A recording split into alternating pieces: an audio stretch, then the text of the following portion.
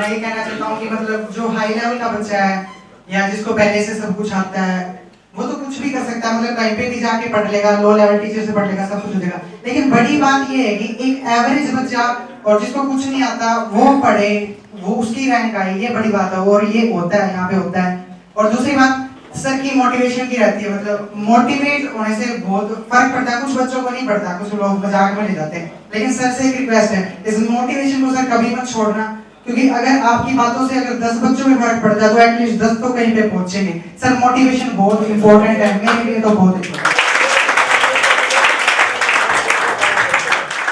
Sir मैं ये कहना चाहता हूँ कि आज तक मैं जितने भी टीचर से पढ़ा हूँ सबसे बेस्ट टीचर सर आप लगे मुझे, और सर आपका पढ़ाने का तरीका सबसे अलग है, क्योंकि आप पर्सनली कनेक्ट होकर पढ़ाते हैं और टीचर्स ऐसे नहीं करते सर। जो भी टीचर मैं आपसे कंपेयर करके देखता हूँ लेकिन वो आपसे बेस्ट नहीं हो पाते सर।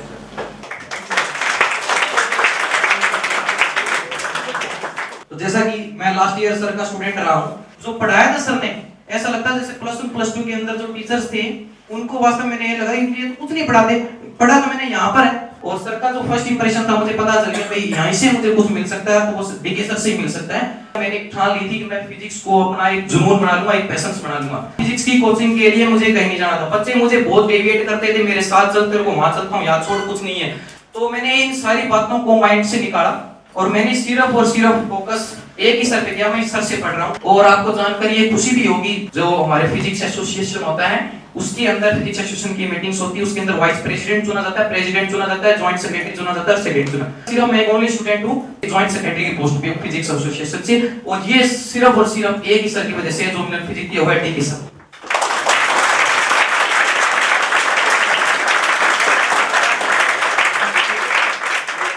सर मेजर टेस्ट 1 में आपने कुछ लाइंस लिखवाई थी कि मैं एक टर्मिनेटर हूँ, वो मैंने घर पे जाके अपनी अलमीरा में लगा दी, चिपका दी, और मेरे भाई ने पढ़ ली वो लाइंस। तो बोला ये लड़की तो पागल हो गई है। और मुझ में इतना डिफरेंस देखा ना उसने प्लस 1 और प्लस 2 में, कि प्लस 1 में मैं बहुत पेपरों के टाइम में लास्ट टाइम में पढ़ती थी, और प्लस 2 में मेरे साथ ऐसा हुआ कि पूरा दिन मैं बुक्स में पढ़ती रहती हूँ, और वो बोलता है क्या हो गया ऐसा प्लस 2 में कि इतना डिफरेंस आ गया तेरे अंदर। तो एक ही रीजन दूंगी, डीके गोयल सर।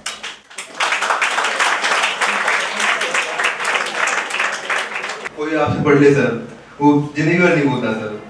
आपसे सर 2 साल पहले पढ़ी थी मैंने मैकेनिक्स, सर एलन में था सर मैं इस साल, तो वहाँ पे मैकेनिक्स के एचओडी पढ़ाते थे हमारे को, उनका टेस्ट किसी से हिलता नहीं था सर।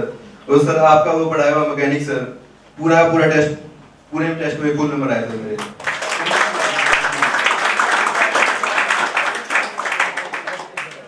मैं इंटेलिजेंट तो दूर की बात है, आसपास भी नहीं था।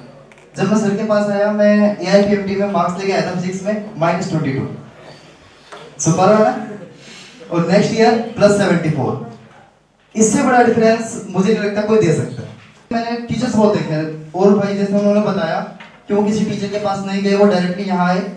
मैं करीब 6 महीने पढ़ने के बाद एक और फिजिक्स के टीचर हो, काफी नामी गिरामी इस साल में, नाम तो नहीं लूंगा तो उनका कचरा हो जाएगा, लेकिन सच्चाई है, क्योंकि उन्होंने ये चीज सबके मन में डाल दी that physics is all about shortcuts, और डीके गोयल सर ने बताया that physics is all about physical perceptions. सबसे बड़ी चीज लगती है कि फिजिक्स को हम सिर्फ सोच के सॉल्व कर सकते हैं, सिर्फ शॉर्टकट नहीं चाहिए होते। उसके अलावा शायद अब आपकी क्लास 7-8 बजे तक भी खत्म हो जाती होगी। मुझे वो टाइम ध्यान है कि जब सर हमारी क्लास लेते थे और करीब 11 बजे तक सर ने हमें पढ़ाया। लिमिट है, मतलब सिर्फ सोते सर 1 बजे थे, ये भी हमें पता है, और 11 बजे तक हमें पढ़ाते थे। और लड़कियों तक का मोटिवेशन देखिए, सर ने इतना बढ़िया मोटिवेट किया कि आजकल लड़कियां ये बोलती है कि नहीं घर से बाहर निकलना ठीक नहीं है, ये नहीं है, रात को नहीं निकलना, बट उस 11 बजे वाली क्लास में भी गर्ल्स मौजूद होती थी हमारे साथ में। ये लेवल है सर।